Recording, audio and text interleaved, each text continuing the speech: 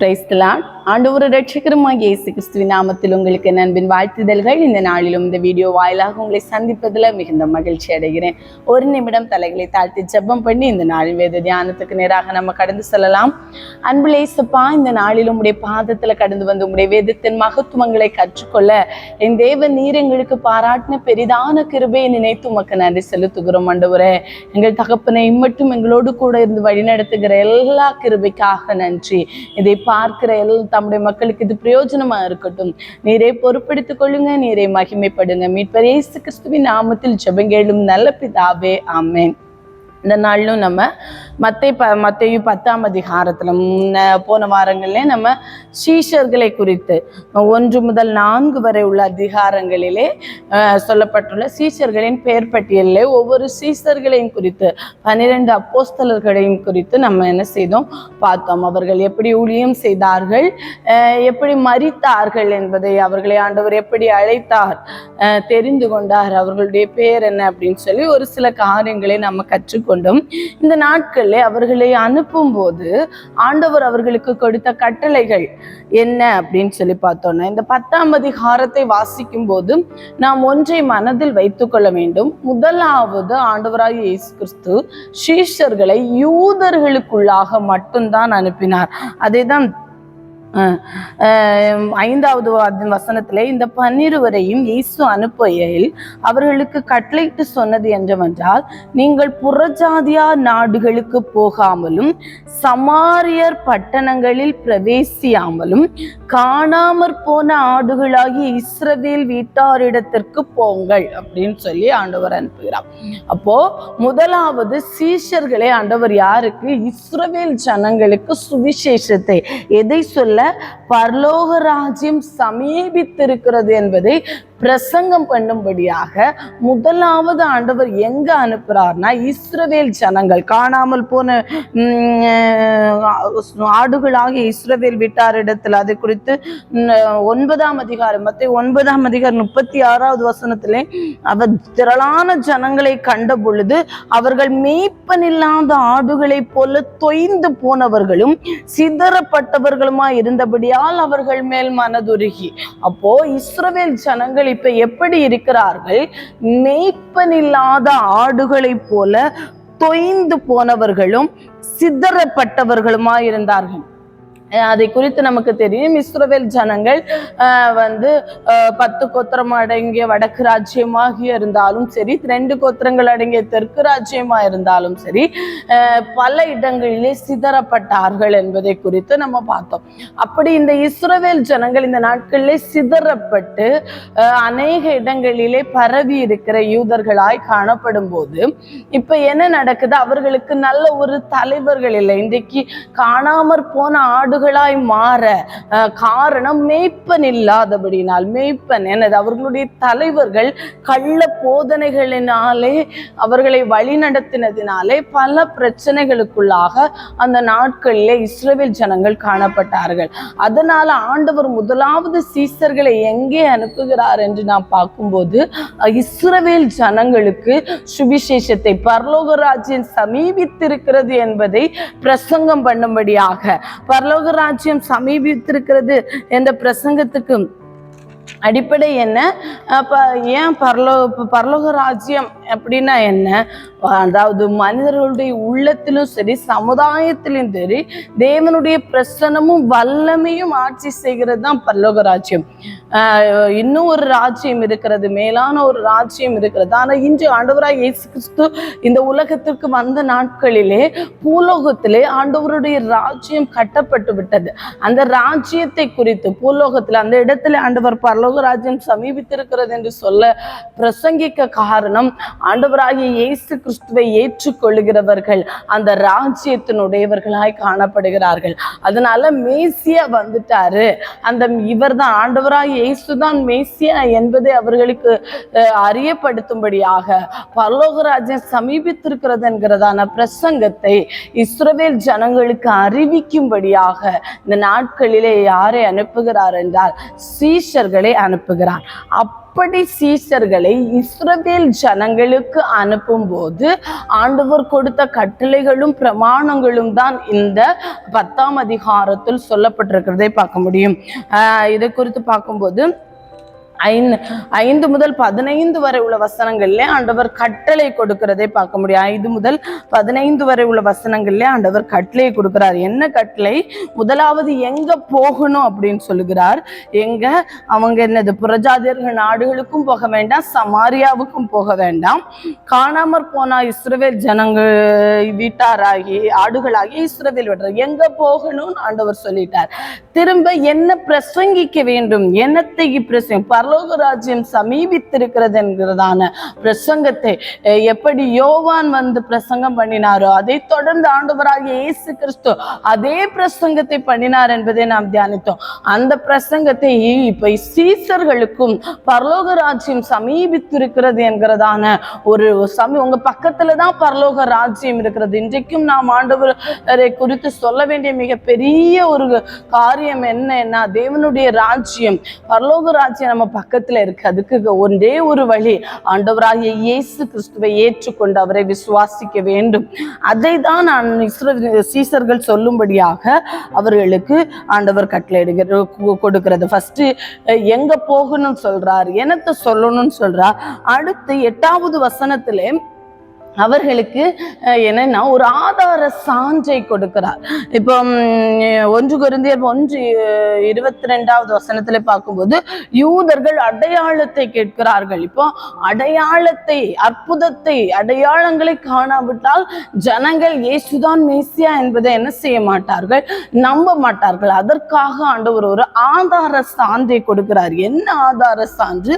வியாதி உள்ளவர்களை சுத்தமாக்குங்கள், குஷ்டரோகிகளை சுத்தம் பண்ணுங்கள், மரித்தோரை எழுப்புங்கள், பிசாசுகளை துரத்துங்கள். இதெல்லாம் இலவசமாய் இந்த கிருபைகளை எல்லாம் பெற்றுக்கொண்டீர்கள், அதை இலவசமாய் கொடுங்கள். உண்மையாகவே அற்புதங்களையோ அடையாளங்களையோ காணாதபடி நான் யாருமே ஆண்டவராகிய இயேசு கிறிஸ்துவை விசுவாசிக்க முடியாது. நாமும் நம்முடைய வாழ்க்கையில இந்த நாட்களில் ஆண்டவரை ஏற்றுக்கொண்டு இருக்கிறோம் என்றால் கண்டிப்பா ஏதாவது ஒரு அற்புதமும், ஏதாவது ஒரு அதிசயம், ஏதாவது ஒரு அடையாளத்தை ஆண்டவர் நம்முடைய வாழ்க்கையிலே காண்பித்திருக்கலாம். இல்லை என்றால் நம்முடைய மூதாதையர்கள் வாழ்க்கையிலேயாவது காண்பித்ததினால் மாத்திரமே நாம் என்ன செய்தோம், இந்த ஆண்டவராகிய இயேசு கிறிஸ்துவை விசுவாசித்தோம். அதனால ஆண்டவர் சீஷர்களை அனுப்பும் போது அவர்களுக்கு ஒரு ஆதார சான்று கொடுக்கிறார்.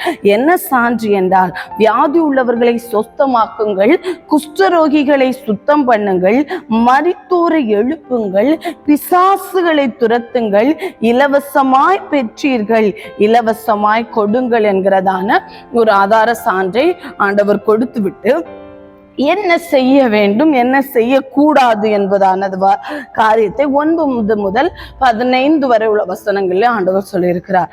அதாவது இந்த வசனம் 9, 10 வசனங்கள் அந்த நாட்களிலே இஸ்ரவேல் ஜனங்களிடத்திலே சீஷர்களை அனுப்பும் போது ஆண்டவர் கொடுத்த கட்டளை. அதுதான், உங்கள் கச்சைகளில் பொன்னையாவது வெள்ளியாவது செம்பையாவது வழிக்காக பையாவது 2 அங்கிகளையாவது பாதரட்சிகளையாவது தடியாவது தேடி வைக்க வேண்டாம், வேலையால் தன் ஆகாரத்துக்கு பாத்திரனா இருக்கிறான். நீங்க எதையுமே எடுத்துட்டு போக வேண்டாம், நீங்க போட்டிருக்கிற வஸ்திரத்தோடு போங்க. அந்த இடத்துல வேலை செய்கிறது, நீங்க செய்யற வேலைக்கான கூலி உங்களுக்கு அங்கே கிடைக்கும் என்பதை ஆண்டவர் சீஷர்களுக்கு கட்டளையிடுகிறார். இதே கட்டளை ஆண்டவர் லூக்கா 22ஆம் அதிகாரம் 35, 36 வசனங்களை வாசித்து பார்க்கும்போது, லூக்கா 22ஆம் அதிகாரம் 35, 36 வசனங்களை. பின்னும் அவர் அவர்களை நோக்கி, நான் உங்களை பணப்பையும் ஜாமான் பையும் பாதரட்சிகளும் இல்லாமல் அனுப்பின போது ஏதாகில் உங்களுக்கு குறையா இருந்ததா என்றார். அவர்கள் ஒன்றும் குறைவா இருந்ததில்லை என்றார்கள். அதற்கு அவர், இப்பொழுதோ பணப்பையும் ஜாமான் பையும் உடையவன் அவைகளை எடுத்துக்கொள்ள கடவன், பட்டயம் இல்லாதவன் தன் வஸ்திரத்தை விற்று ஒன்றை கொள்ள கடவன். இந்த நாட்களில் ஆண்டவர் இதே கட்டளை அன்றைக்கு இஸ்ரவேல் ஜனங்களிடத்திலே சீஷர் சீஷர்களை அனுப்பும் போது உங்கள் வழிக்காக பையாவது 2 அங்கிகளையாவது பாதரட்சியாவது கச்சையாவது பொன்னையாவது வெள்ளியாவது தடியாவது எதையுமே தேடி வைத்துக் கொள்ள வேண்டாம் அப்படின்னு சொல்லி ஆண்டவர் அனுப்பின அதே ஆண்டவர் பின்பாக ஆண்டவர் சீஷர்களுக்கு சொல்லுகிறார், இப்படி அனுப்பின போதும் உங்களுக்கு எந்த குறைவும் வந்ததில்லை. அப்படி போன சீஷர்களும் ஆண்டவர் எந்த குறைவும் கொடுக்கவில்லை. அந்த நாட்களில் ஆண்டவர் நன்றாக போஷித்தார். எங்கு சென்று ஆண்டவருடைய சுவிசேஷத்தை பரலோக ராஜ்யம் சமீபித்திருக்கிறது என்பதான ஆண்டவராகிய இயேசு கிறிஸ்துவின் சுவிசேஷத்தை பிரசங்கித்தார்களோ அந்த இடங்களிலே ஆண்டவர் அவர்களை நேர்த்தியாகத்தான் நடத்தினார். எந்த குறைவும் வைக்கவில்லை. அதைதான் இந்த இடத்துல சொல்லுகிறார், ஏதாகிலும் உங்களுக்கு குறை இருந்ததா என்றார். அவர்கள் ஒன்றும் குறைவாக இருந்ததில்லை என்றார்கள். அப்ப சொல்லுகிறார், இப்பொழுது பணப்பையும் ஜாமான் பையும் உடையவன் அவைகளை எடுத்துக்கொள்ள கடவன், பட்டை இல்லாதவன் தன் வஸ்திரத்தை விற்று பட்டயத்தை பெற்றுக்கொள்ள கடவன். அதனால எதுவுமே இல்லாம ஆண்டவருடைய ஊழியத்தை செய்ய முடியுமா என்றால் முடியும். அதிலே ஆண்டவர் எந்த குறைவும் வைக்க மாட்டார். ஆனால் இந்த நாட்களில் ஆண்டவர் சொல்லுகிற காரியம் இருந்தால் அதை எடுத்துக்கொள்கிறதுல தவறு இல்லை என்பதையும் ஆண்டவர் இந்த நாட்களிலே நமக்கு கற்றுத்தருகிறதை நம்ம பார்க்க முடியும். அதை தான் ஆண்டவர் இந்த இடத்துல சொல்லியிருக்கிற பக்கம் 11, 12, 13, 15 வசனங்களை வாசிக்கும் போது, எந்த பட்டணத்திலாவது கிராமத்திலாவது நீங்கள் பிரவேசிக்கும் போது அதில் பாத்திரமானவன் யார் என்று விசாரித்து நீங்கள் புறப்படும் அளவும் அவனிடத்தில் தங்கியிருங்கள். ஒரு வீட்டுக்குள் பிரவேசிக்கும் போது அதை வாழ்த்துங்கள். அந்த வீடு பாத்திரமாக இருந்தால் நீங்கள் கூறின சமாதானம் அவர்கள் மேல் வர கடவுது. அபாத்திரமாக இருந்தால் நீங்கள் கூறின சமாதானம் உங்களிடத்திற்கு திரும்ப கடவுது. எவனாகிலும் உங்களை ஏற்றுக்கொள்ளாமல் உங்கள் வார்த்தைகளை கேளாமலும் போனால் அந்த வீட்டையாவது பட்டணத்தையாவது விட்டு புறப்படும் போது உங்கள் கால்களில் படிந்த தூசியை உதறி போடுங்கள் என்று ஆண்டவர் சொல்லுகிறதை பார்க்க முடியும். இந்த இடத்துல ஆண்டவர் என்ன கட்டளை கொடுக்கிறார்? ஒரு பட்டணத்துக்கு சுவிசேஷத்தை அறிவிக்க போனீங்கன்னா அந்த சுவிசேஷத்தை ஏற்றுக்கொள்ளுகிற அந்த பட்டணத்துல அதற்கு பாத்திரமா இருக்கிற ஒருவருடைய வீட்டுல தங்குங்க. அந்த வீட்டுக்கு போன பிறகு அங்க என்ன செய்யுங்க, அந்த சமாதானம் சொல்லுகிறது அந்த வீட்டுக்கு அது தகுதியா இருந்தா அந்த சமாதானம் அங்கே தங்கும், இல்லைன்னா அது உங்களோட கூட இரும். உங்களை ஏற்றுக்கொள்ளாதவர்களுக்கு என்ன சொல்லுகிறார்? உங்கள் கால்களில் படிந்த தூசியை உதறி போட்டு விட்டு வரும்படியாக சொல்கிறார். இந்த காரியத்தை அப்போஸ்தலனாகிய பவுல் கடைபிடித்ததை நம்ம அப்போஸ்தலர் 13ஆம் அதிகாரம் 51வது வசனத்திலே நம்ம பார்க்க முடியும். அப்போஸ்தலர் 13ஆம் அதிகாரம் 51வது வசனத்திலே பார்க்கும்போது, இவர்கள் தங்கள் கால்களில் படிந்த தூசி அவர்களுக்கு எதிராக உதறி போட்டு இக்கோனியா பட்டணத்துக்கு போனார்கள் என்று சொல்லுகிறதை பார்க்க முடியும்.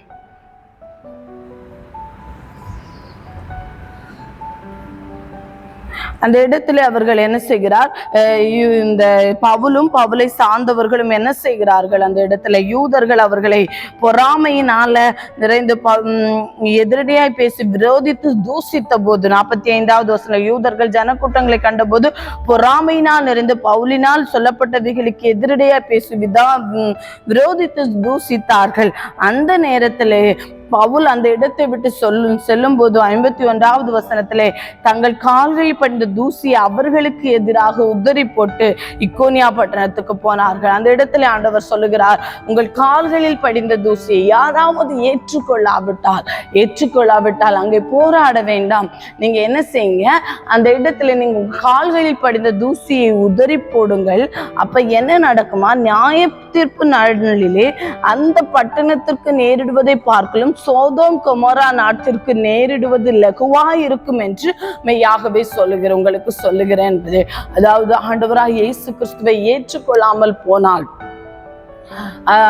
இப்படி நடக்கும் என்பதை ஆண்டவர் அந்த இடத்திலே சொல்லுகிறதை பார்க்க முடியும். அடுத்ததாக 16 முதல் 24 வரை உள்ள வசனங்களிலே என்ன சொல்லப்பட்டிருக்கிறது அப்படின்னு சொல்லி பார்த்தோம்னா, எதிர்கால துன்புறுத்துதல்கள் பற்றியான ஒரு எச்சரிக்கை முதலாவது ஆண்டவர் கட்டளை கொடுக்கிறார். 5 முதல் 15 வரை உள்ள வசனங்களே முதலாவது எங்க போகணும்னு சொல்றாரு, அடுத்து என்ன சொல்லணும், என்ன பிரசங்க பிரசங்கிக்கணும்னு சொல்லி அனுப்புகிறார். அதற்கு ஆதாரமாக ஆண்டவர் ஒரு சான்றாக அவர்களுக்கு அற்புதங்களை செய்கிற, அதிசயங்களை நடப்பிக்கிற ஒரு வரத்தை கொடுத்து அனுப்புகிறதை பார்க்க முடியும்.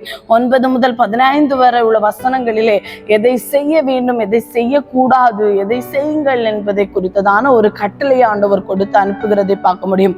16 முதல் 24 வரை உள்ள வசனங்களிலே ஆண்டவர் என்ன, எதிர்கால துன்புறுத்தல்கள் பற்றிய எச்சரிக்கை. இப்படிப்பட்ட துன்புறுத்தல்கள் உங்களுடைய வாழ்க்கையிலே வரும் அப்படிங்கிறதே ஆண்டவர் என்ன செய்கிறார், அங்கே அவர்களுக்கு சொல்லி அனுப்புகிறதை பார்க்க முடியும். 16 சொல்கிறார், ஆடுகளை ஓநாய்களுக்குள்ளே அனுப்புகிறது போல இதோ நான் உங்களை அனுப்புகிறேன். ஆகையால் சர்ப்பங்களை போல வினா உள்ளவர்களும் புறாக்களை போல கபடற்றவர்களுமாய் இருங்கள். நான் என்னது செய்கிறேன்னா, நான் உங்களை எனது ஆடுகளை ஓநாய்களுக்குள்ளே அனுப்புகிறது போல நான் உங்களை அனுப்புகிறேன் சொல்லி ஆண்டவர் அனுப்புகிறார். அதனால எப்படி இருக்கணுமாம், சர்ப்பங்களை போல வினா உள்ளவர்களாகவும் புறாக்களை போல கபடற்றவர்களாகவும் இருக்கணும். அப்ப சர்ப்பங்களை போல வினா உள்ளவர்கள் என்றால் என்ன செய்யணுமா, கவனமாகவும் ஞானம் உள்ளவர்களாகவும் என்ன செய்ய வேண்டும், இருக்க வேண்டும். நம்ம எந்த இடத்துக்கு ஊழியத்துக்கு கடந்து சென்றாலும், ஆண்டவராகிய இயேசு கிறிஸ்துவை பிரசங்கிக்க கடந்து சென்றாலும் நாம் செய்ய வேண்டியது ஞானமாக நடக்க வேண்டியது அவசியமா இருக்கிறது. அதை தான் ஆண்டவர் சொல்றார், கவனமாக நல்ல கேர்ஃபுல்லா ஞானமாய் நடந்து கொள்ள வேண்டியது நம்முடைய கடமையா இருக்கிறது தான் ஆண்டவர் சர்ப்பங்களை போல வினா உள்ளவர்களாகவும் புறாக்களை போல கபடற்றவர்களாக இந்த உண்மையும் உத்தமமாய் இருக்க வேண்டும் என்பதை ஆண்டவர் அந்த இடத்துல சொல்லுகிறதை பாரு. மனுஷரை குறித்து எச்சரிக்கையாளர்கள், அவர்கள் உங்களை ஆலோசனை சங்கத்துக்கு ஒப்பு கொடுத்து தங்கள் ஜபாலயங்கள் உங்களை வாரினால் அடிப்பார்கள். அவர்களுக்கும் புறஜாதியருக்கு சாட்சியாக என் நிமித்தம் அதிபதிகளுக்கு முன்பாகவும் ராஜாக்களுக்கு முன்பாகவும் கொண்டு போகப்படுவீர்கள். அவர்கள் உங்களை ஒப்பு கொடுக்கும் போது எப்படி பேசுவோம் என்றும் எனத்தை பேசுவோம் என்றும் கவலைப்படாதிருங்கள். நீங்க பேச வேண்டியது அந்நேரத்தில் உங்களுக்கு அருளப்படும். பேசுகிறவர்கள் நீங்கள் அல்ல, உங்கள் பிதாவின் ஆவியானவரே உங்களிடத்திலிருந்து பேசுகிறவர் அப்படின்னு சொல்லி ஆண்டவர் சொல்லுகிறதை பார்க்க முடியும். இந்த இடத்துல ஆண்டவர் என்ன சொல்லுகிறார், அவர்கள் உங்களை எங்க ஒப்பு கொடுப்பாங்களா, ஆலோசனை சங்கத்துக்கும் எனது ஜபஹாலயங்களிலும் கொண்டு போய் என்ன செய்வாங்க, ஒப்பு கொடுவாங்க. நீதிமன்றத்துக்கும் பல இடங்களுக்கும் போக வேண்டிய சூழ்நிலை நேரிடும். ஆண்டவராகிய இயேசு கிறிஸ்துவின் நிமித்தம் பகைக்கப்பட வேண்டிய சூழ்நிலை வரும், அடிக்கப்பட வேண்டிய சூழ்நிலை வரும், ஆலோசனை சங்கத்துக்கு முன்பாக போய் நிற்க வேண்டிய சூழ்நிலை வரும்.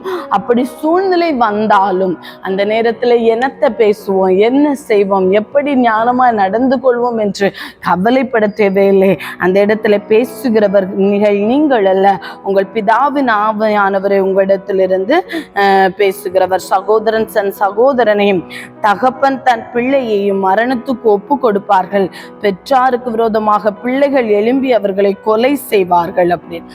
அதாவது ஆண்டவராய் இயேசு கிறிஸ்துவை ஏற்றுக்கொண்டது நிமித்தம் துன்புறுத்தப்பட்டவர்கள், சகோதரர்களாலும் பெற்றோராலும் பிள்ளைகளாலும் துன்புறுத்தப்பட்டவர்கள் அநேகர். அதை தான் ஆண்டவர் இந்த இடத்துல சொல்லுகிறதை பார்க்க முடியும். சகோதரன் தன் சகோதரன் சொந்த சகோதரர்களால வெறுக்கப்பட்டு, சொந்த குடும்பங்களால வெறுக்கப்பட்டு அநேக ஊழியர்கள் அநேகர் ஆண்டவரை ஏற்றுக்கொண்டு ஆண்டவருக்காக எல்லாவற்றையும் விட்டு இறங்கி வந்து கஷ்டப்பட்டு சுவிசேஷத்தை பிரசங்கித்ததினால் மாத்திரமே இன்றைக்கு நமக்கு இந்த வேதாகமும் ஆண்டவராகிய இயேசு கிறிஸ்துவும் நமக்கு கிடைத்திருக்கிறது என்பதை நம்ம ஒரு நாளும் மறந்து விடக்கூடாது. அநேக ஊழியர்களை இந்த நாட்களில் இருக்கிறது போல் அல்ல, அந்த நாட்களிலே ஆண்டவராகிய இயேசு கிறிஸ்துவை ஏற்றுக்கொண்ட அநேக ஊழியர்கள் துன்புறுத்தப்பட்டார்கள், அடிக்கப்பட்டார்கள், நொறுக்கப்பட்டார்கள், வீட்டை விட்டு வஸ்திரம் கூட இல்லாமல் அனுப்பப்பட்டார்கள். அப்படிப்பட்ட சூழ்நிலைகளையும் கடந்துதான் சுவிசேஷம் மேலோங்கி நிற்கிறது. ஆண்டவராகிய இயேசு கிறிஸ்துவின் நாமம் இந்த நாட்களிலே எங்கும் பரவி இருக்கிறது என்பதை நாம் ஒரு நாளும் மறந்து போகக்கூடாது. அதை தான் ஆண்டவர் சொல்கிறாரு, என் நிமித்தம் நீங்கள் எல்லாராலும் பகைக்கப்படுவீர்கள், முடிவு பரிந்தும் நிலைத்திருப்பவனே ரட்சிக்கப்படுவான் என்று சொல்லி இருக்கிறதை பார்க்க முடியும். ஆண்டவராகிய இயேசு கிறிஸ்துவை நிமித்தம் எல்லாராலும் பகைக்கப்படுவோம். உலகம் நம்மை பகைக்கும், ஆனாலும் முடிவறிந்த உலகம் நம்மை பகைக்கிறது என்பதற்காக பாதியிலே நம்ம விசுவாசத்தை விட்டு வழிவி தவறி போகாதபடி முடிவறிந்தும் நிலைநிறுத்துவனே ரட்சிக்கப்படுவான். ஒரு பட்டணத்தின் உங்களை துன்பப்படுத்தினால் மறுபட்டணத்திற்கு ஓடிப்போங்கள். மனுஷகுமாரன் வருவதற்குள்ளாக நீங்கள் இஸ்ரவேலருடைய பட்டணங்களை எல்லாம் சுற்றி முடியாது என்று மெய்யாகவே உங்களுக்கு சொல்லுகிறேன். ஒரு பட்டணத்துல மேபி உங்களை அன்றைக்கு சீசர்களுக்கு ஆண்டவர் சொல்லுகிறார், ஒரு பட்டணத்துல உங்களை துன்புறுத்தினாங்கன்னா மற்ற பட்டணங்களுக்கு ஓடிப்போங்க, நீங்க சும்மா இருக்காதீங்க, நீங்க சுவிசேஷத்தை ஐயோ கஷ்டமா இருக்கு, இந்த இடத்துல துன்பம் இருக்கு, இந்த இடத்துல பாடு இருக்கு, இந்த இடத்துல பிரச்சனை இருக்கிறது என்பதற்காக சும்மா இருக்காதீங்க. ஒரு பட்டணத்துல பிரச்சனையா இன்னொரு இடத்துக்கு ஓடி போய் சுவிசேஷத்தை அறிவிங்கள். அதை தான் அப்போஸ்தலனாகிய பவுல் செய்ததை நம்ம பார்க்க முடியும். ஒரு இடத்துல பிரச்சனையா உடனே அடுத்த பட்டணத்துக்கு போகிறார், அடுத்து அங்கே சுவிசேஷத்தை பிரசங்கிக்கிறார். அப்படியாக சபைகளை நிறுவி ஆண்டவராகிய இயேசு கிறிஸ்துவின் நாமத்தை பிரசித்தப்படுத்தினதை நாம் பார்க்க முடியும். அதை தான் ஆண்டவர் இந்த இடத்துல சொல்லுகிறார், ஒரு பட்டணத்தில் உங்களை துன்பப்படுத்தினால் மறுபட்டணத்திற்கு ஓடிப்போங்கள், மனுஷகுமாரன் வருவதற்குள்ளாக எங்கள் இஸ்ரவேலுடைய பட்டணங்களை எல்லாம் சுற்றி முடியாது. இந்த இடத்துல ஆண்டவர் இஸ்ரவேல் ஜனங்களுக்கு இடத்திலே சீஷர்களை அனுப்பும் போது ஆண்டவர் சொல்கிறார், அதாவது ஆண்டவராக இயேசு கிறிஸ்துவின் பாடு மரணத்திற்குள்ளாக நீங்க இஸ்ரவேல் ஜனங்களுடைய எல்லா பட்டணங்களையும் சுற்றி சுவிசேஷத்தை பிரசங்கித்து விட முடியாது என்கிறதான ஒரு கருத்தை தான் ஆண்டவர் சொல்லுகிறதை பார்க்க முடியும். சீஷன் தன் போதகனிலும் வேலைக்காரன் தன் எஜமானிலும் ஏற்பட்டவன் அல்ல. சீஷன் தன் போதகனை போலவும் வேலைக்காரன் தன் எஜமானை போலவும் இருப்பது போதும். வீட்டு பெயல்செபூல் என்று சொன்னார்கள், ஆனால் அவன் வீட்டாரே அப்படி சொல்வது அதிக நிச்சயம் அல்லமா. அதுதான் யோவான் 15:20 ஆண்டவர் சொல்லுகிறார், அவர்கள் என்னை துன்பப்படுத்தினதுண்டானால் உங்களையும் துன்பப்படுத்துவார்கள். ஆண்டவராகிய இயேசு கிறிஸ்துவுக்கே சிலுவையின் பாடுகள் என்றால் கண்டிப்பாக நமக்கும் அந்த பாடுகள் உண்டு என்பதை, அதான் சீஷன் தன் போதகனிலும் வேலைக்காரன் தன் எஜமானிலும் ஏற்பட்டவன் அல்ல. சீஷன் தன் போதகனை போலும் வேலைக்காரன் தன் எஜமானை போல இருப்பது போதும். வீட்டு எஜமானையே பெயல்செபூல் என்று சொன்னார்கள், ஆனால் அவன் வீட்டாரை அப்படி சொல்வது அதிக நிச்சயமல்ல. வீட்டு எஜமானையே பிசாசுகள், பெயல்செபூல் என்பது பிசாசுகளின் தலைவன், பிசாசுகளின் தலைவன் என்று சொல்வான் என்றால் மற்ற வேலைக்கு, அதாவது அவர்கள் அந்த வீட்டாரை எப்படி சொல்வார்கள் அது நிச்சயம் இல்லவளா. கண்டிப்பாக பகைக்கப்படுவோம், கண்டிப்பாக எல்லாராலும் ஒதுக்கப்படுவோம், கண்டிப்பாக எல்லாராலும் துன்புறுத்தப்படுவோம். கிறிஸ்தவம் ஊழியம், கிறிஸ்தவ வாழ்க்கை என்பது அது சாதாரணமானதல்ல, வழி நெருக்கமும் இடுக்கமும் ஆனதுதான். ஊழியம் என்பது சாதாரணமல்ல, அது நெருக்கமானதுதான், இடுக்கமானதுதான், ஒடுக்கமானதுதான் என்பதை ஆண்டவர் சீஷர்களுக்கு கற்றுக் கொடுக்கிறதை நம்ம பார்க்க முடியும். 26 33 வரை உள்ள வசனங்கள்ல ஜனங்களை பார்த்து ஆண்டவர் சொல்லுகிறார், நீங்கள் பயப்பட தேவையில்லை அப்படிங்கிறதே ஆண்டவர் சொல்லுகிறதை பார்க்க முடியும். அவர்களுக்கு பயப்படாதிருங்கள், வெளியாக்கப்படாத மறைப்பொருளும் இல்லை, அறியப்படாத ரகசியமும் இல்லை. நான் உங்களுக்கு இருளிலே சொல்லுகிறதை நீங்கள் வெளிச்சத்திலே சொல்லுங்கள், காதிலே கேட்கிறதை நீங்கள் வீடுகளின் மேல் பிரசித்தம் பண்ணுங்கள். ஆத்துமாவை கொல்ல வல்லவர்களாயிராமல் சரீரத்தை மாத்திரம் கொல்லுகிறவர்களுக்கு நீங்கள் பயப்பட வேண்டாம். ஆத்துமாவையும் சரீரத்தையும் நரகத்திலே அழிக்க வல்லவருக்கே பயப்படுங்கள். ஒரு காசுக்கு 2 அடைக்கலான் குருவிகளை விற்கிறார்கள் அல்லவா, ஆயினும் உங்கள் பிதாவின் சித்தம் இல்லாமல் அவைகளில் ஒன்றாகிலும் தரையிலே விழாது. உங்கள் தலையில் உள்ள மயிரெல்லாம் எண்ணப்பட்டிருக்கிறது, ஆதலால் பயப்படாதிருங்கள். அநேக அடைக்கலான் குருவிகளை பார்க்கலும் நீங்கள் விசேஷித்தவர்களாயிருக்கிறீர்கள். ஆண்டவர் நம்முடைய தலையில் உள்ள மயிரையெல்லாம் எண்ணி வைத்திருக்கிறார், முடியெல்லாம் எண்ணி வைத்திருக்கிறார் என்றால் நீங்கள் பயப்பட வேண்டாம்.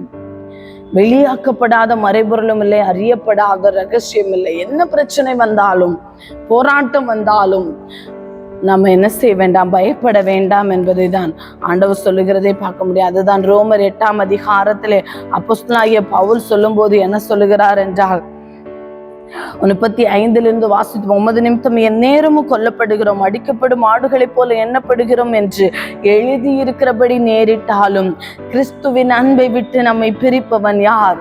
உபத்திரவமோ, வியாகுலமோ, துன்பமோ, பசியோ, நிர்வாணமோ, நாசமோசமோ, பட்டயமோ, இவை எல்லாவற்றிலேயும் நாம் நம்மில் அன்பு கூறுகிறவராலே முற்றிலும் ஜெயம் கொள்ளுகிறவர்களாயிருக்கிறோமே. மரணமானாலும் ஜீவனானாலும் தேவதூதர்களானாலும் அதிகாரங்களானாலும் வல்லமைகளானாலும் நிகழ்காரியங்களானாலும் வருக்காரியங்களானாலும் உயர்வானாலும் தாழ்வானாலும் வேறெந்த சிருஷ்டியானாலும் நம்முடைய கர்த்தராகிய கிறிஸ்து இயேசுவில் உள்ள தேவனுடைய அன்பை விட்டு நம்மை பிரிக்க மாட்டாதென்று நிச்சயித்திருக்கிறோம். என்ன வந்தாலும், பாடுகள் வந்தாலும், போராட்டங்கள் வந்தாலும், பிரச்சனைகள் வந்தாலும் பயப்பட தேவையில்லை. ஆண்டவர் என்ன சொல்லுகிறார்? ஆத்துமாவை கொல்ல வல்லவர்களாயிராமல் சரீரத்தை மாத்திரம் கொல்லுகிறவர்களுக்கு நீங்கள் பயப்பட வேண்டாம். ஆத்துமாவின் சரீரத்தையும் நரகத்திலே அழிக்க வல்லவருக்கே பயப்படுங்கள். மேலான ஒரு சத்தியம். உலகத்துக்காக பயந்து, உற்றார் உறவினர்களுக்காக பயந்து, குடும்பத்துக்காக பயந்து, சாத்தானை கண்டு பயந்து, பிசாசை கண்டு பயந்து, சமுதாயத்தை கண்டு பயந்து, பாடுகளை கண்டு பயந்து வாழ்கிற நம்மை பார்த்து ஆண்டவர் சொல்லுகிற ஒரே காரியம், ஆத்மாவையும் சரீரத்தையும் நரகத்திலே அழிக்க வல்லவருக்கே பயப்படுங்கள். நாம் பயப்பட வேண்டிய ஒரே ஒரு ஆள் ஆண்டவராகிய இயேசு கிறிஸ்து மாத்திரமே. மற்ற யாருக்கும் நாம் பயப்பட தேவையில்லை என்பதான ஒரு சத்தியத்தை தான் ஆண்டவர் சொல்லுகிறார். அதை தான் அப்போஸ்தலனாகிய பவுல் சொல்லுகிறாரே, உபத்திரமோ, வியாகுலமோ, வியாதியோ, துன்பமோ எது வந்தாலும் கிறிஸ்துவின் அன்பை விட்டு என்னை பிரிப்பவன் யார் என்கிறதான ஒரு மேலான நிச்சயம் நம்முடைய வாழ்க்கையில காணப்பட ஆண்டவர் கிருபை செய்வாராக. அதே தான் அடுத்ததாக 32வது வசனத்திலே, மனுஷன் முன்பாக என்னை அறிக்கை பண்ணுகிறவன் எவனோ அவனை நானும் பரலோகத்தில் இருக்கிற என் பிதாவின் முன்பாக அறிக்கை பண்ணுவேன். மனுஷன் முன்பாக என்னை மறுதலிக்கிறவன் எவனோ அவனை நானும் பரலோகத்தில் இருக்கிற என் பிதாவின் முன்பாக மறுதலிப்பேன். ஆண்டவர் என்ன சொல்லுகிறார்? மனுஷன் முன்பாக என்னை அறிக்கை பண்ணுகிறவன் எவனோ அவனை நானும் பரலோகத்தில் இருக்கிற என் பிதாவின் முன்பாக அறிக்கை பண்ணுவேன் என்று ஆண்டவர் சொல்லுகிறதை பார்க்க முடியும். இந்த நாட்களில் நம்ம ஆண்டவராய் இயேசு கிறிஸ்துவை ஏற்றுக்கொண்டவன் என்று சொல்வதிலே ரொம்ப வெட்கப்படுகிறோமோ, கூச்சப்படுகிறோமோ, நான் கிறிஸ்தவன் என்று சொல்லுகிறதிலே வெட்கப்படுகிறோமோ என்கிறதான ஒரு கேள்விக்குறி இருக்கிறது. ரோமர் 10:9-10 என்னவென்றால், கர்த்தராகிய இயேசுவை நீ உன் வாயினாலே அறிக்கையிட்டு தேவன் அவரை மரித்தோரிலிருந்து எழுப்பினார் என்று உன் இருதயத்திலே விசுவாசித்தால் ரட்சிக்கப்படுவாய். நீதி உண்டாக இருதயத்திலே விசுவாசிக்கப்படும், ரட்சிப்புண்டாக வாயினாலே அறிக்கை பண்ணப்படும். எங்கு சென்றாலும் நான் கிறிஸ்தவன், நான் ஆண்டவருடைய பிள்ளை என்பதிலே அறிக்கை பண்ணுவதிலே ஒரு நாளும் வெட்கப்பட வேண்டாம். அநேக கிறிஸ்தவர்களை குறித்து பார்க்கும்போது, சபைக்கு வரும்போது ஒரு வேஷமாகவும், வெளியிலே சொல்லும் போது கிறிஸ்தவன் என்கிற அடையாளத்தை காண்பிக்க வெட்கப்பட்டு கூச்சப்பட்டு என்ன செய்கிறார்கள்? பொட்டு பூ எல்லாம் வைத்து விட்டு வெளியே செல்கிற சூழ்நிலை காணப்படுகிறது. அநேக வாலிப பிள்ளைகள் இந்த நாட்களிலே கிறிஸ்தவன் என்கிற அடையாளத்தை, கிறிஸ்தவன் என்கிற அடையாளத்தை வெளியிலே காண்பிக்க வெட்கப்பட்டு கூச்சப்பட்டு என்ன செய்கிறார்கள்? உலகத்தோடு ஒத்த வேஷத்தோடு கடந்து செல்கிற சூழ்நிலையாய் காணப்படுகிறது. ஆண்டவர் சொல்லுகிற மேலான ஒரு வார்த்தை என்னவென்றால், இது நம்ம எல்லாரையும் பார்க்க வேண்டும், பாதிக்க வேண்டும். மனுஷன் முன்பாக என்னை அறிக்கை பண்ணுகிறவன் எவனோ அவனை நானும் பரலோகத்தில் இருக்கிறாக என் பிதாவின் முன்பாக அறிக்கை பண்ணுவேன். நான் கிறிஸ்தவள், நான் ஆண்டவருடைய பிள்ளை என்பதிலே அறிக்கை பண்ண, ஆண்டவராகிய இயேசு கிறிஸ்துவின் நாமத்தை அறிக்கை பண்ணுவதிலே எந்த இடத்திலும் வெட்கப்பட வேண்டாம். மனுஷன் முன்பாக என்னை மறுதலிக்கிறவன் எவனோ அவனை நானும் பரலோகத்தில் இருக்கிற என் பிதாவின் முன்பாக மறுதலிப்பேன் என்பதை ஆண்டவர் சொல்லுகிறார். பிதாவின் முன்பாக ஆண்டவராய் இயேசு கிறிஸ்து நம்மை மறுதலிக்காதபடி நம்மை காத்து கொள்ள ஆண்டவர் நமக்கு கிருபை தருவாராக. அடுத்ததாக 10:34 முதல் 39 வரை உள்ள வசனம், கிறிஸ்துவ நிமித்தம் பிரிவினை உண்டாகும் என்பதை ஆண்டவர் சொல்லியிருக்கிறதை பார்க்க முடியும். பூமியின் மேல் சமாதானத்தை அனுப்ப வந்தேன் என்று எண்ணாதிருங்கள், சமாதானத்தை அல்ல பட்டயத்தையே அனுப்ப வந்தேன். எப்படி எனில், மகனுக்கும் தகப்பனுக்கும் மகளுக்கும் தாய்க்கும் மருமகளுக்கும் மாமிக்கும் பிரிவினை உண்டாக்க வந்தேன். ஒரு மனுஷனுக்கு சத்துருக்கள் அவன் வீட்டாரே. தகப்பனையாவது தாயாவது என்னிலும் அதிகமாய் நேசிக்கிறவன் எனக்கு பாத்திரன் அல்ல. மகனையாவது மகளையாவது என்னிலும் அதிகமாய் நேசிக்கிறவன் எனக்கு பாத்திரன் அல்ல. தன் சிலுவை எடுத்துக்கொண்டு என்னை பின்பற்றாதவன் எனக்கு பாத்திரன் அல்ல. தன் ஜீவனை காக்கிறவன் அதை இழந்து போவான். என் நிமித்தம் தன் ஜீவனை இழந்து போகிறவன் அதை காப்பான். இதுதான் சுருக்கமாக யோவான் 15:19 நீங்கள் உலகத்தாராய் இராதபடினாலும் நான் உங்களை உலகத்திலிருந்து தெரிந்து கொண்டபடினாலும் உலகம் உங்களை பகைக்கிறது. நாம் யார்னா உலகத்தாராய் இராதபடினால். இதுல ஆண்டவர் பூமியிலே சமாதானத்தை அனுப்ப வந்தேன் என்று எண்ணாதவர்கள், சமாதானத்தை எல்லாம் பட்டயத்தை அனுப்ப வந்தேன் என்று சொல்ல காரணம், ஆண்டவராகிய இயேசு கிறிஸ்துவை ஏற்றுக்கொண்டதினால உலகத்துக்கும் மற்றவர்களுக்கும் நமக்கும் பிரிவினை வந்ததை தான் ஆண்டவர் சொல்லுகிறார். இது மீகா 7:6 சொல்லப்பட்ட தீர்க்க தரிசன வார்த்தையை ஆண்டவர் இந்த இடத்துல சொல்லி இருக்கிறதை நம்ம பார்க்க முடியும். மீகா 7ஆம் அதிகாரம். மகன் தகப்பனை கனவீனப்படுத்துகிறான், மகள் தன் தாய்க்கு விரோதமாகவும் மருமகள் தன் மாமிக்கு விரோதமாக எழும்புகிறார்கள். மனுஷருடைய சத்துருக்கள் அவன் வீட்டாதானே. அப்படிங்கிற ஒரு சூழல் கடைசி நாட்களே வரும் என்பதை ஆண்டவர் இந்த இடத்துல சொல்லி இருக்கிறத நாம பார்க்க முடியும். தான் எப்படியெனில், மகனுக்கும் தகப்பனுக்கும் மகளுக்கும் தாய்க்கும் மருமகளுக்கும் மாமிக்கும் பிரிவு உண்டாக வந்தேன். ஒரு மனுஷனுக்கு சத்துருக்கள் அவன் வீட்டாரே. தகப்பனையாவது தாயாவது என்னிலும் அதிகமாய் நேசிக்கிறவன் எனக்கு பார்த்தன. அதனால தகப்பனையாவது தாயாவது நேசிக்க வேண்டாம் என்று சொல்லவில்லை, ஆண்டவருக்கு மேலாக நேசிக்க வேண்டாம் என்பதை ஆண்டவர் சொல்கிறார். மகனையாவது மகளையாவது என்னிலும் அதிகமாய் நேசிக்கிறவன் எனக்கு பாத்திரன் அல்ல. தன் சிலுவையை எடுத்துக்கொண்டு என்னை பின்பற்றாதவன் எனக்கு பாத்திரம் அல்ல. தன் ஜீவனை காக்கிறவன் அதை இழந்து போவான். என் நிமித்தம் தன் ஜீவனையும் இழந்து போகிறவன் அதை காப்பான். நம்முடைய ஜீவனை கூட நேசிக்க வேண்டாம், ஆண்டவருக்கு மேலாக என்கிறதானதை ஆண்டவர் சீஷர்களுக்கு கற்றுக் கொடுத்ததை நாம பார்க்க முடியும். அடுத்ததாக 40 42 வரை ஆண்டவர் கொடுக்கிற வரவேற்பும் வெகுமதியும் குறித்து சொல்லப்பட்டிருக்கிறதை பார்க்க முடியும். உங்களை ஏற்றுக்கொள்கிறவன் என்னை ஏற்றுக்கொள்கிறான், என்னை ஏற்றுக்கொள்கிறவன் என்னை அனுப்புகிறவரை ஏற்றுக்கொள்கிறான். தீர்க்கதரிசி எனும் நாமத்து நிமித்தம் தம் தீர்க்கதரிசியை ஏற்றுக்கொள்கிறவன் தீர்க்கதரிசிக்கு ஏற்ற பலனை அடைவான். நீதிமான் என்னும் நாமத்து நிமித்தம் நீதிமானை ஏற்றுக்கொள்கிறவன் நீதிமானுக்கு ஏற்ற பலனை அடைவான். சீஷன் என்னும் நாமத்து நிமித்தம் இந்த சிறியரில் ஒருவனுக்கு ஒரு கலசமும் தண்ணீர் மாத்திரம் குடிக்க கொடுக்கிறவன் தன் பலனை அடையாமற் போகான் என்று மெய்யாகவே உங்களுக்கு சொல்லுவேன். ஊழியர்களை ஏற்றுக்கொள்கிறவர்களுக்கு அதுதான் ஆண்டவர் 42வது வசனத்திலே, இந்த சிறியரில் ஒருவனுக்கு ஒரு கலசம் தண்ணீர் மாத்திரம் குடிக்க கொடுக்கிறவனும் தன் பலனை அடையாமற் போகான் என்று மெய்யாகவே உங்களுக்கு சொல்லுகிறேன். தீர்க்கதரிசி நாமத்து நிமித்தம் தீர்க்கதரிசியை ஏற்றுக்கொள்கிறவனும் நீதிமான் என்ன நாமத்து நிமித்தம் நீதிமானை ஏற்றுக்கொள்கிறவனுக்கும் ஆண்டவர் தம்முடைய பலனை பரலோகத்திலே வைத்திருக்கிறார். ஏற்றுக்கொள்வதும் ஏற்றுக்கொள்ளாததும் உலகத்திலும் மற்ற ஜனங்களினுடைய பாடு. ஆனால் ஆண்டவர் நம்மை குறித்து சொல்லுகிறது பார்க்கிறோம். தன் சிலுவையை எடுத்துக்கொண்டு என்னை பின்பற்றாதவன் எனக்கு பாத்திரன் அல்ல. தன் ஜீவனை காக்கிறவன் அழைந்து இழந்து போவான்.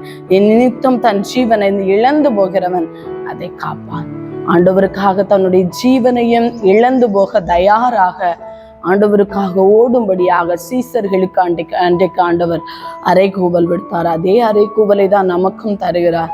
கிறிஸ்தவ வாழ்க்கையானாலும் சரி, கிறிஸ்தவ ஊழியமானாலும் என்ன, கிறிஸ்துவோடு உள்ள விசுவாசத்தோடு, அந்த அன்போடு, அந்த நம்பிக்கையோடு தைரியமாய் தியாகத்தை சகித்து எதை வேண்டுமானாலும் சந்திக்க ஆயத்தம். ஆனால் கிறிஸ்துவின் அன்பை விட்டு என்னை பிரிக்க மாட்டாது என்கிற ஒரு நிச்சயத்தோடு ஓடுகிறது தான் கிறிஸ்தவ வாழ்க்கை. அதை தான் ஆண்டவர் சீஷர்களுக்கு கற்றுக் கொடுத்தார். அதை தான் நமக்கும் கற்றுக் கொடுக்கிறார். கர்த்தர் நம்மை ஆசீர்வதிப்பாராக. ஒரு நிமிடம் தலைகளை தாழ்த்தி ஜெபிக்கலாம்.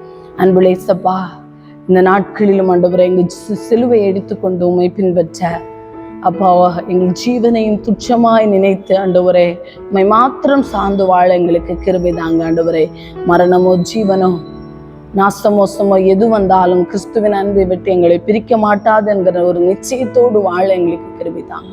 முழுமையாக உம்முடைய சமூகத்தில் எங்களை தாழ்த்தி சமர்ப்பித்து ஜெபிக்கிறோம். நீரை பொறுப்படுத்திக் கொள்ளுங்க, நீரை மகிமைப்படுங்க. மீட்பர் இயேசு கிறிஸ்துவின் நாமத்தில் ஜெபங்களும் நல்ல பிதாவே. ஆமென், ஆமென். தேங்க்யூ.